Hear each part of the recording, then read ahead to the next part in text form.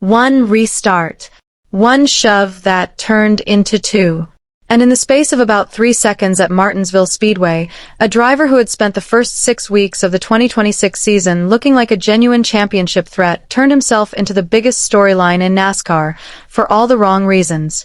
Bubba Wallace didn't just have a bad race on March 29th. He triggered a 12-car pileup, wrecked his own championship momentum, and left NASCAR legend Richard Petty publicly unwilling to give him the benefit of the doubt. Today we're breaking down exactly what happened at Martinsville, why Petty and his own race team turned up the heat afterward, and what it says about the pressure quietly building inside the 2311 racing shop. Let's get into it. The Cookout 400 at Martinsville Speedway is never a quiet race. It's NASCAR's shortest track, a half-mile paperclip where cars run nose-to-tail for 400 laps and every restart feels like a demolition derby waiting to happen. That reputation held up on March 29, 2026, but not in the way anyone expected. Bubba Wallace, driving the number 23 Toyota for 2311 Racing, had spent most of the afternoon running in the middle of the pack, nowhere close to where a driver who'd opened the season inside the top 3 in points wanted to be. Then, on a restart with roughly 74 laps remaining, Hocevar moved his number 77 Chevrolet 3 wide into turn 1, clearing Wallace cleanly in the process. It's an aggressive move, but it's also completely within the unwritten rules of short-track racing. Drivers do it every week. Wallace didn't see it that way. 2 laps later, coming off turn 3 and into turn 4, he drove into the back of Hocevar's car. Not a tap, but a heavy shove that sent the number 77 spinning directly into the middle of the field.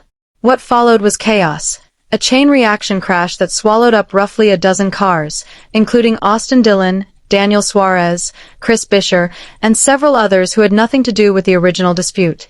Wallace's own car took terminal damage and he was credited with a 36th place finish, dead last among the cars still running at the checkered flag. Hocevar, remarkably, was able to continue. His crew patched the number 77 together well enough for him to fight back to a 17th place finish, salvaging a day that had otherwise been shaping up as one of his best of the season. The television broadcast caught the moment cleanly, and it wasn't subtle. This wasn't a single bump and run that got away from a driver, it was sustained, escalating contact through the middle of the corner. That distinction matters more than casual fans might realize. On a short track, a single nudge is racing. A second, harder hit through the same sequence is something else entirely, and NASCAR veterans know the difference the moment they see it. Pulled from his wrecked car and walking to the infield care center, Wallace didn't have long to compose himself before Fox Sports put a microphone in front of him. His explanation, delivered to reporter Jamie Little, became almost as controversial as the wreck itself. Wallace told Fox Sports he hadn't appreciated being taken 3 wide into turn 1, but called that part of the sequence fair racing. Then came the part everyone latched onto. He said he'd misjudged the center of the corner on the restart and insisted he never intended to spin Hocevar out. He closed by calling it a frustrating day for a team that clearly wanted more. That word, misjudged, did a lot of work in a short interview, and it immediately ran into a problem. The broadcast replay didn't show one moment of miscalculated throttle. It showed 2 distinct hits, the second one harder and more sustained than the first, delivered through the exact same part of the corner where the initial contact happened. When a driver's explanation and the replay tell 2 different stories, the sports analysts and its fans are going to pick a side, and on this one, most of them didn't pick Wallace's. It's worth pausing here to be fair to him. Wallace has never denied the contact happened, and he did own the outcome, calling it a frustrating and costly day for the team. What he disputed was intent, the idea that he deliberately wrecked another driver's race out of anger.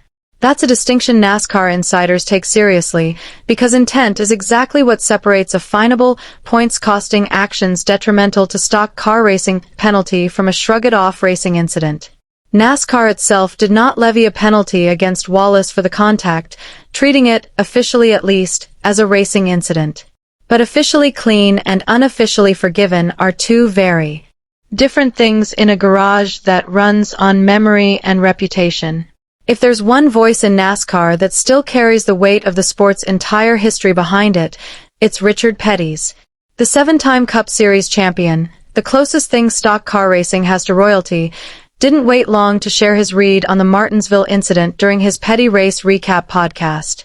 According to reporting on the podcast, when co-host Dale Inman offered a softer read of the moment, framing it as Wallace simply getting into the back of Hocevar's car, Petty pushed back. His view was straightforward. This wasn't incidental contact. Wallace had driven deep into the corner and made heavy, deliberate contact that sent Hocevar's car around, and in Petty's assessment, that kind of move was excessive and avoidable, not the product of a misjudged apex. There's a layer of history here that makes Petty's take land harder than an ordinary analyst's would. Wallace made history in 2013 at Martinsville, becoming the first black driver to win a National Touring Series race there in 50 years. A moment tied directly to the legacy Petty himself represents in the sport. Petty is also, in a very literal sense, part of the lineage Wallace's Cup Series opportunity grew out of. Wallace drove the number 43 car, Petty's iconic number, during his rookie Cup season with Richard Petty Motorsports in 2018. So when Petty declines to soften his criticism of a driver he has a personal connection to, it reads less like an outsider taking a shot and more like a mentor delivering an uncomfortable but honest verdict. Here's where the story gets more complicated, and where Richard Petty's son, Kyle Petty, offered a layer of context that reframed the whole incident. Speaking on NASCAR's Fox broadcast coverage, Kyle Petty pointed out something that had been sitting quietly in plain sight all season. Wallace's own 2311 racing teammate, Tyler Reddick, was in the middle of a historically dominant start to 2026. Reddick won the season-opening Daytona 500, followed it with a victory at Atlanta the following week, then closed out a stretch that made him the first driver in NASCAR Cup Series history to win the first 3 races of a season, a feat completed with a win at the Circuit of the Americas on March 1st. It was a run so dominant that it pulled focus toward the number 45 car and, by extension, away from Wallace, even as Wallace himself was quietly building a strong season of his own. 5 top 11 finishes across the opening 6 races and a spot inside the top 3 in points heading into Martinsville. Kyle Petty's point wasn't that Wallace was jealous in some petty, personal sense. It was more structural than that. Teammates inside the same organization are compared constantly. Same equipment, same manufacturer support, same simulation data, same weekly debrief. When one side of the shop is making NASCAR history and the other side is grinding out solid but unspectacular finishes, that internal comparison creates a pressure that doesn't need to be spoken aloud to be real. Every driver who has ever shared a garage with a red-hot teammate knows that feeling, and Kyle Petty, a former Cup Series driver himself, was speaking from experience when he raised it. It's important to note Kyle Petty also defended Hocevar directly, pushing back on the idea that the young Spire Motorsports driver had done anything to deserve the response he got. Hocevar has developed a reputation this season as a driver other competitors sometimes take shots at simply because it's become an accepted narrative in the garage. The assumption that if Hocevar's involved, he probably had it coming. Petty was explicit that this wasn't one of those situations. Taking a competitor 3 wide into turn 1 at Martinsville isn't reckless. It's short-track racing. Whatever built up inside Wallace's car over the 2 laps between that pass and the wreck, it wasn't something Hocevar caused by racing him hard and clean. If outside criticism from the Pettys stings, criticism from inside your own race shop stings differently. And that's exactly what came next. Freddie Kraft, Wallace's spotter, the person whose entire job is to be his eyes and his advocate on race day, didn't pull punches when he addressed the incident on the Door, Bumper, Clear podcast. Kraft said he had to take Wallace at his word that the contact wasn't intentional, but he was blunt that Hocevar hadn't done anything wrong on the 3-wide move, calling the whole sequence a lapse in judgment that the team simply couldn't afford to repeat. He went further, describing the situation in stark terms. If 2311 wants to contend near the top of the point standings, this is exactly the kind of moment that has to be eliminated, and he called it, in no uncertain terms, inexcusable. That word choice matters. Spotters are, by the nature of the job, in their driver's corner.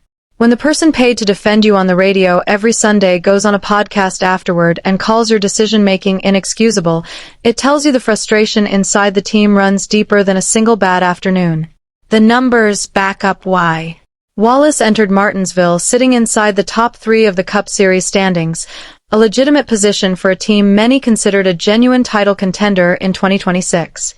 After the wreck, he dropped all the way down to 11th in points, an 8-position collapse in a single race, compounded by the fact that it came on the heels of a 34th place finish the week before at Darlington. 2 bad weeks back-to-back had turned a promising championship push into a recovery mission with the bulk of the season still to play out. Petty and Kraft weren't the only ones who came away unconvinced by Wallace's explanation. In the Fox broadcast booth, analyst Kevin Harvick, never shy about calling a moment exactly what he sees, said on air that Wallace had driven straight through Hocevar's car and suggested the aggression looked like it was carrying over from something that had happened earlier in the run. Harvick's read wasn't that Wallace made a driving mistake. It was that emotion, not misjudgment, was steering the car in that moment. There was at least one dissenting voice. Fox analyst Steve Letarte offered a more forgiving interpretation during the broadcast, suggesting Wallace may have simply misapplied the throttle at a track where that kind of miscalculation can genuinely happen. It's a fair point. Martinsville's tight, flat corners punish drivers who get even slightly out of rhythm, and mistakes at that track can look far more deliberate on camera than they actually were. But Letarte's read was very much the minority opinion in a field of analysts, competitors, and team insiders who watched the same replay and reached a different conclusion. It's worth stepping back and giving Wallace his due, because the story of his 2026 season isn't only about one bad Sunday. Coming off a Brickyard 400 win in July 2025, Wallace arrived at this season as a legitimate contender, not just the feel-good story he'd often been cast as earlier in his career. 5 top 11 finishes in 6 races, a top 3 points position, and a 23-11 racing organization that, after settling its high-profile antitrust dispute with NASCAR, was finally being talked about as one of the strongest, best-resourced teams in the garage. None of that disappears because of one wreck. But NASCAR's modern playoff point system leaves almost no margin for a moment like this. A single bad race can cost weeks of accumulated progress. 2 in a row, as Wallace now has, can threaten a season's playoff positioning outright. And when the deeper cause looks less like bad luck and more like frustration boiling over, whether from a teammate's historic hot streak, a string of tough finishes, or both, it raises a question that has nothing to do with setup sheets or pit strategy. Can Wallace manage that pressure the next time it builds up on a Sunday afternoon? There's also a quieter, longer-term cost that doesn't show up in the points standings. NASCAR's garage has a long memory. Drivers remember who raced them clean and who didn't, and the next time Wallace finds himself fighting for position in traffic, some of the drivers around him will be thinking about Martinsville. That's the real, lasting price of a moment like this. Not just what it did to one race, but what it changes about how the rest of the field treats you afterward. Martinsville has always meant something to Bubba Wallace. It's where he made history in 2013, the track that gave him his first taste of what winning at NASCAR's highest levels could feel like. On March 29, 2026, it gave him something very different. A moment that every major voice in the sport, from Richard Petty to his own spotter, looked at and saw the same thing. A driver who let frustration take the wheel. Whether Wallace turns that into a lesson or a pattern is the story NASCAR will be watching for the rest of the season.